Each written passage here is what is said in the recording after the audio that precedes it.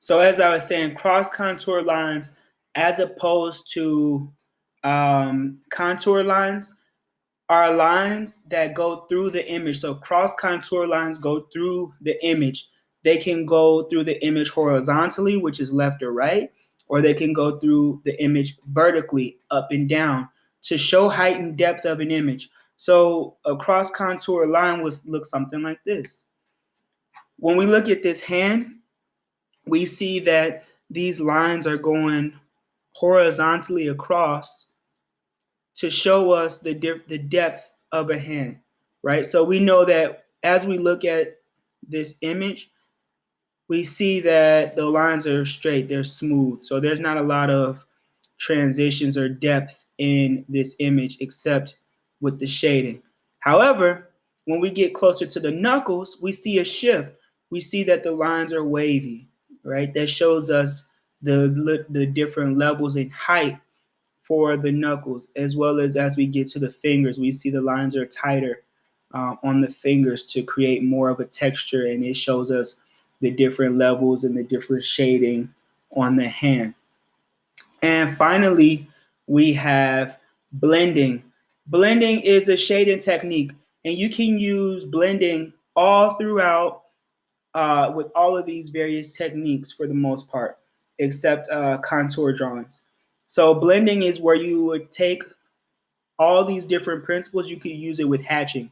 You can use it with cross hatching, not stippling, and cross contour.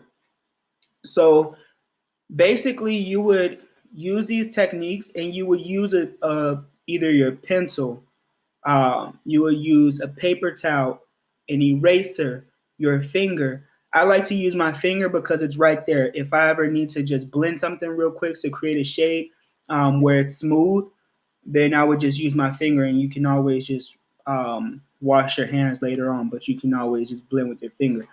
But all it is creating shades with smooth gradients going from light to dark. So blending is creating smooth shades of light from light to dark. And you can use, like I said, paper towel.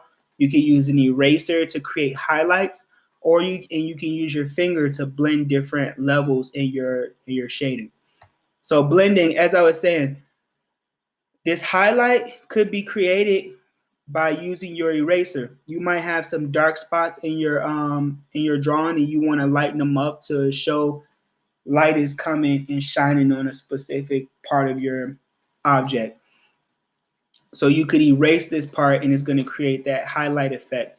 In these other parts, you can just use your finger to blend it. So here you would use less lines or less dots to so that when you use your finger or you use a paper towel, it's going to come out a little bit lighter than here. So if you use a lot of lines and a lot of dots and a lot of cross hatching here, you're going to create a very dark shadow and a very dark shade. And for another highlight, again, this you would most likely, because of the dark shadows here, you will use your eraser to erase this part to create a highlight. Okay, in this part you could use your finger, just use some cross hatching, and it's going to give you that cast shadow. Now what we're going to be doing, we're going to be doing a little bit of drawing practice. So what I did was I went ahead and did a quick example of hatching.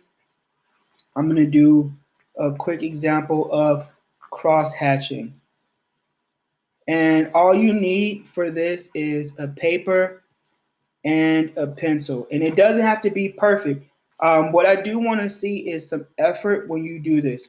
What you're going to do is you're going to start off by making a circle. Okay, make a circle. Then you're going to start by, in your cross hatching, you're going to start by making lines.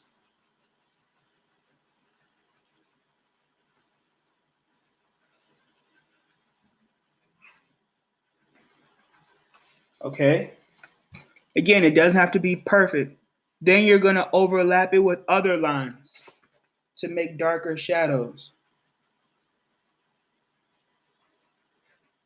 And that's going to be an example of cross hatching.